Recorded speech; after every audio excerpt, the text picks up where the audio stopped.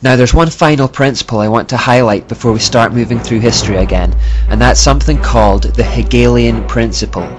Named after philosopher George Hegel, it is one of the most important ideas behind Darwinism, and it can be summed up by the idea that life evolves to harmony through conflict. That's harmony through conflict. That in any given situation there is a light and dark, positive and negative that clash with one another to create a peaceful outcome, which is a mixture of the two. To put it another way, on one side you will have a thesis, and then directly opposed to it you'll have an antithesis. As the two come into conflict with one another, the inevitable result is a synthesis of the two. So very simply, thesis v antithesis leads to synthesis. Hegel was a pantheist who believed that you could see this happening in nature all the time.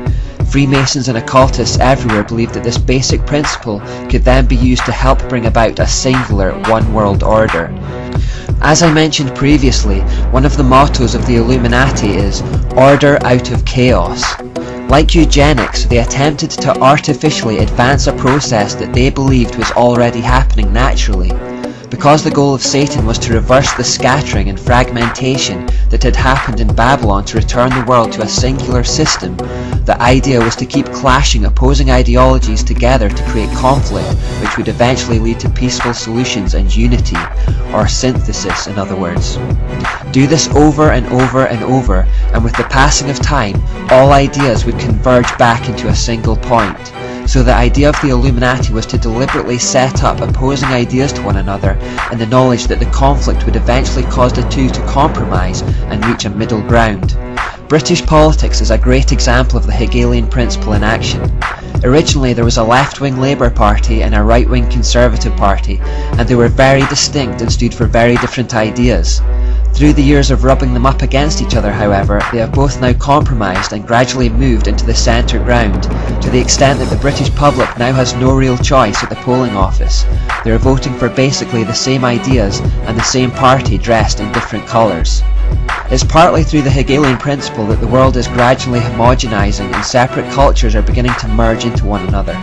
Sometimes the homogenisation occurs naturally as the world gets smaller, and sometimes situations are deliberately manipulated and conflicts created to aid the progress towards a one world order. Of course, where conflict between two opposing ideas is necessary to create a synthesis, bloodshed and violence has been encouraged by the elite. Remember, the Jesuits talked about stirring up conflict in places where there had been peace to further their cause. It's the same idea. The end justifies the means. From the conflict of World War I, for example, there came the League of Nations, which was a synthesis, an attempt to join countries together in unity for peace. Similarly, after the conflict of World War II, a synthesis was created afterwards in the United Nations, which exists to this day. We'll look at that more later.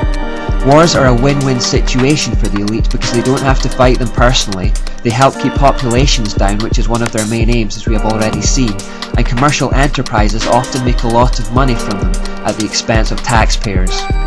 And now, having taken the time to establish the principles of the Enlightenment and what they set out to achieve, we'll look at their first attempt at overthrowing monarchies and destroying Christianity, the French Revolution.